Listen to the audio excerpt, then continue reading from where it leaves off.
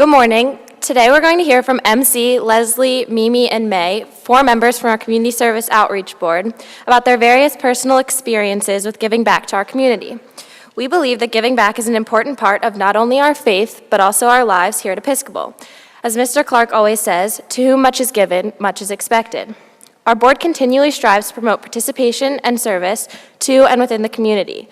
We encourage you to join us and get involved throughout the year at places such as UCHC or Free Music Fridays, which you'll be hearing about today. Opportunities for service are posted weekly on the Community Service Board on the first floor of the upper school. MC is up first.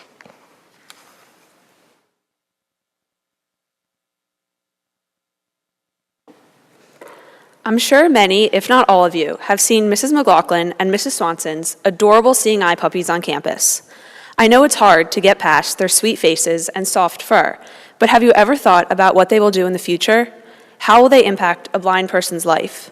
We, as an Episcopal Academy community, have embraced these dogs, and by doing so, we have become part of something bigger. I know firsthand the effects of these dogs have had on the blind, as I have raised 4 seeing eye dogs myself. Yes, it is very difficult saying goodbye to the puppy, but when you hear how they enable the blind to have independence and dignity, sadness turns into pride and joy. I would like to share with you this story about a young blind man and his guide dog named Candy.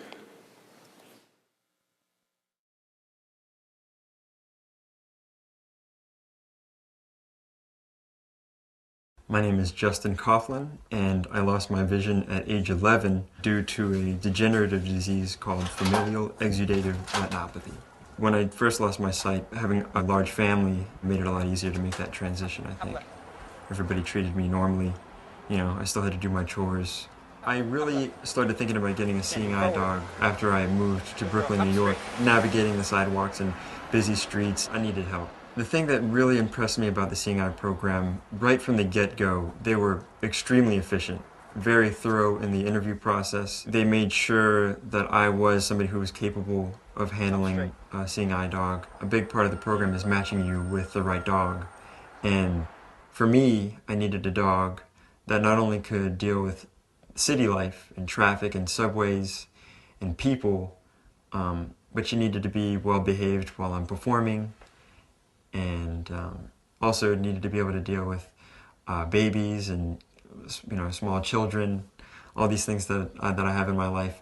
They also analyzed what kind of pace I had walking and how much pull I wanted in the harness. All these factors went into the decision to put me with Candy, and it was an absolutely perfect match. It's a partnership, you know. Not only is she taking care of me, getting me to where I need to be, but I have to take care of her too, you know, and it's a big responsibility, and it's definitely something you have to think about. But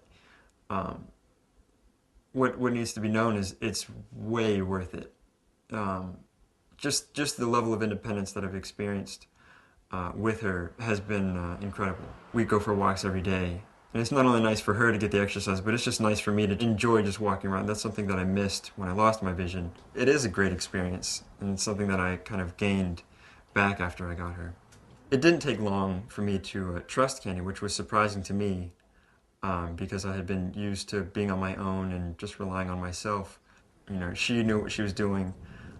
Even if she'll make a mistake, it's still, you know, it's a work in progress. She's been so fantastic. You know, getting me around obstacles. That goes back to the school too. The Seeing Eye trains their dogs so well that I can trust her. I'm a professional musician and I perform pretty regularly.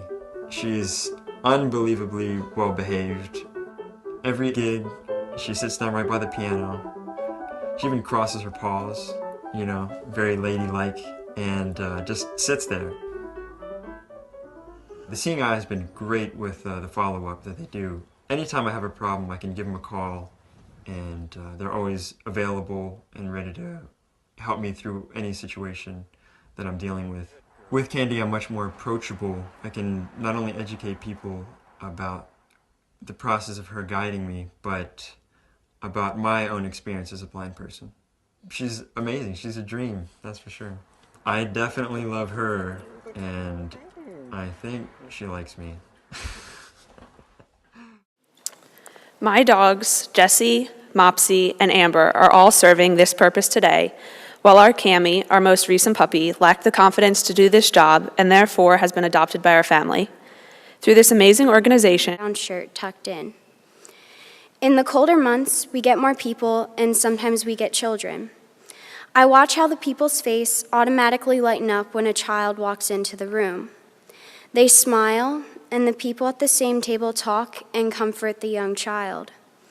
This is what you see if you come to UCHC on Thursday nights. The opportunity to step out of this bubble and look at something that isn't sugar-coated. UCHC is the opportunity to look someone in the eyes and know that you're helping them. Thank you.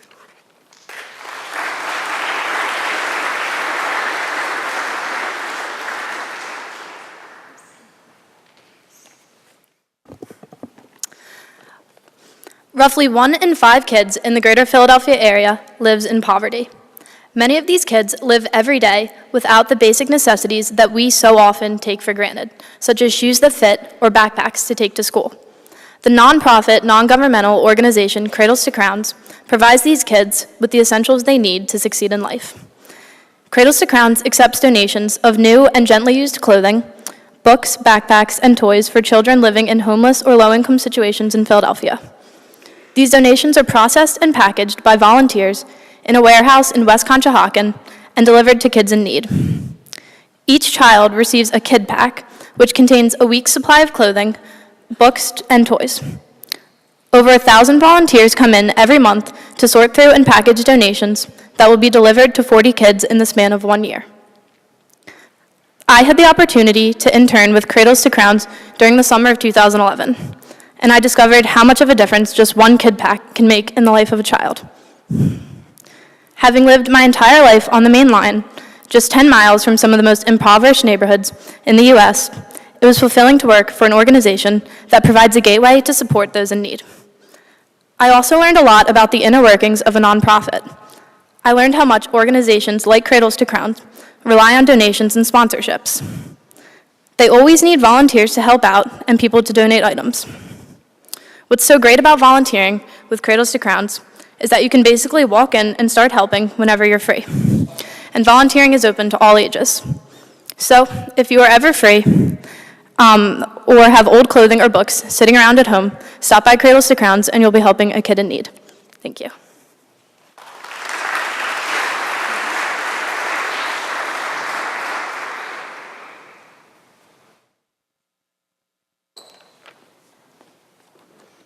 The Community Outreach Board strives to get each and every member of this community involved in service.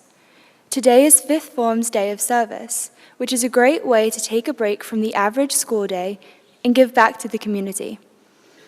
We hope that each and every one of you can get involved beyond your day of service, whether it be helping out at UCHC or contributing here at Episcopal. Almost every week, there is something you and your friends can do to help out at the campus. The Community Outreach Board on the first floor of the upper school has lots of different events posted, so don't hesitate to sign up. Often students feel that they are too busy during the week to do any form of service, but there are always events on the weekends as well. Join friends from Shipley and Penn Charter at Broad Street Ministry this Saturday, October the 13th. We will be serving together at Beacon, where they focus on creative literacy to benefit underserved children in Kensington, one of the poorest areas in Philadelphia. Thank you.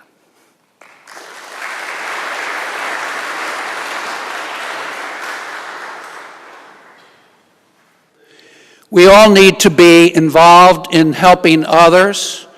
And I remember that one of the first students who was involved in this program when we put it together down on the Marion campus was a fellow by the name of Omar McNeil. You would know him as the person who actually wrote the free report at Penn State. But all through his life, as a result of what he did here, he became an active agent for service in the community. So that's a gift that we have an opportunity to get here and to really take with us when we leave here. Faith without works. What is it? You need both.